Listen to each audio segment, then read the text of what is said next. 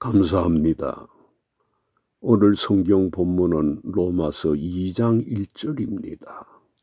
그러므로 남을 판단하는 사람아, 누구를 막론하고 네가 핑계하지 못할 것은 남을 판단하는 것으로 네가 너를 정죄함이니 판단하는 네가 같은 일을 행함이니라. 아멘. 오늘 이 시간에는 남을 판단하는 사람아라고 하신 것에 대해서 말씀하려고 합니다.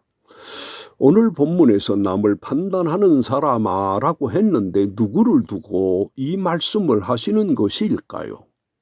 다른 사람이 아닌 유대인을 두고 하시는 말씀입니다.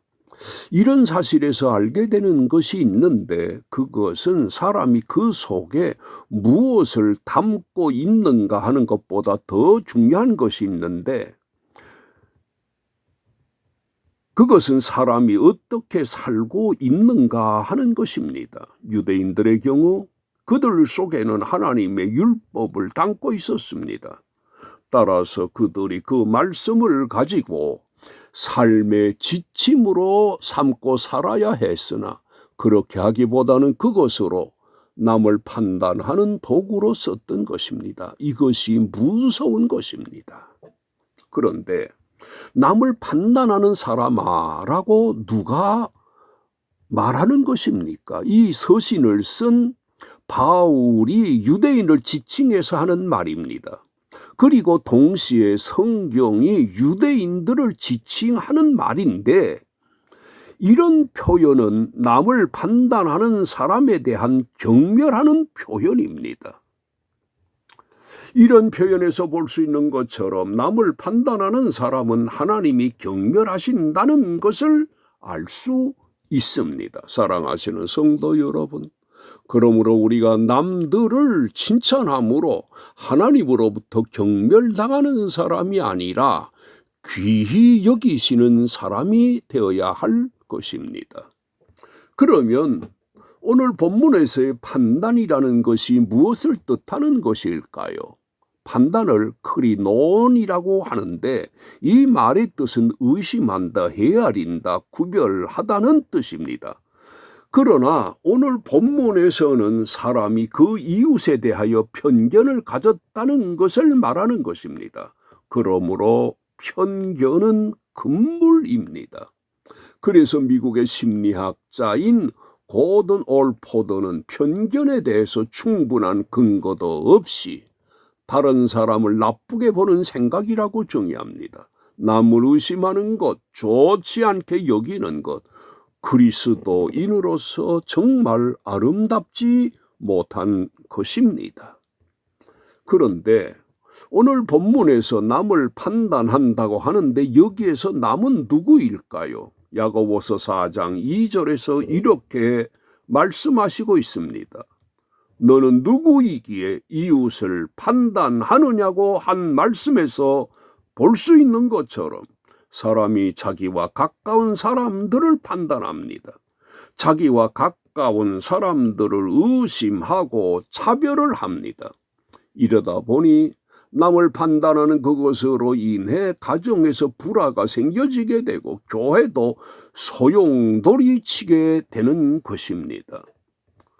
그래서 바울이 에베소 4장 2절과 3절에서 이렇게 권하고 있습니다. 모든 겸손과 온유로 하고 오래 참음으로 사랑 가운데서 서로 용납하고 평안에 매는 줄로 성령이 하나 되게 하신 것을 힘써 지키라고 한 것입니다.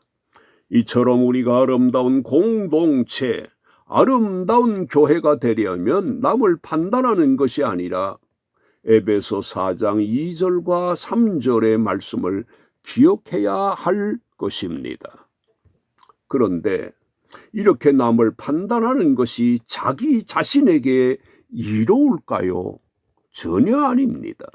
왜냐하면 이것에 대해서 오늘 본문에서 남을 판단하는 것으로 내가 너를 정죄함이니라고 하셨기 때문입니다. 그러므로 남을 판단하는 것은 또 다른 자해 행위라는 것을 알 수 있습니다. 사랑하시는 성도 여러분, 남을 판단하지 맙시다.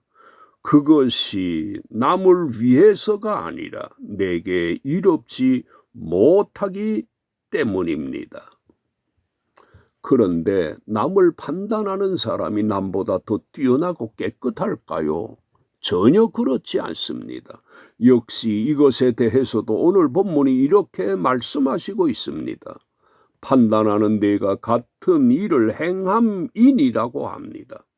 오히려 주님께서 남을 판단하고 비판하는 사람에 대해서 마태복음 7장 3절과 4절에서 이렇게 말씀하셨습니다. 어찌하여 형제의 눈 속에 있는 티는 보고 내 눈 속에 있는 들보는 깨닫지 못하느냐. 보라, 내 눈 속에 들보가 있는데 어찌하여 형제에게 말하기를 나로 내 눈 속에 있는 티를 빼게 하라 하겠느냐. 이런 말씀에서 볼 수 있는 것처럼 남을 비판하는 사람은 더 큰 문제가 있는 사람이라고 하는 것을 알 수 있습니다. 그런데 남에게 판단받는 사람의 경우 무엇인가 문제가 있기 때문에 판단을 받게 되는 것이 사실인데, 오늘 본문에서 그 비판받는 사람에 대해서 어떤 질책을 합니까? 전혀 응답하고 있지를 않습니다. 우리가 이것을 유념해야 합니다. 사람이 아무리 질책을 받을 만한 일이 있다고 할지라도 우리는 나에게도 저와 같은 약함이 있고 악함도 있어라고 하면서 타인에게 문제가 있을 때 나를 돌아보아야 할 것입니다. 그리고 오늘 본문에서 사람들의 구설수에 올라간 사람들에 대해 함구하고 있는 것은 그 재판권이 하나님께 있기 때문입니다. 그래서 야고보서 4장 12절에서 이렇게 말씀하시고 있습니다.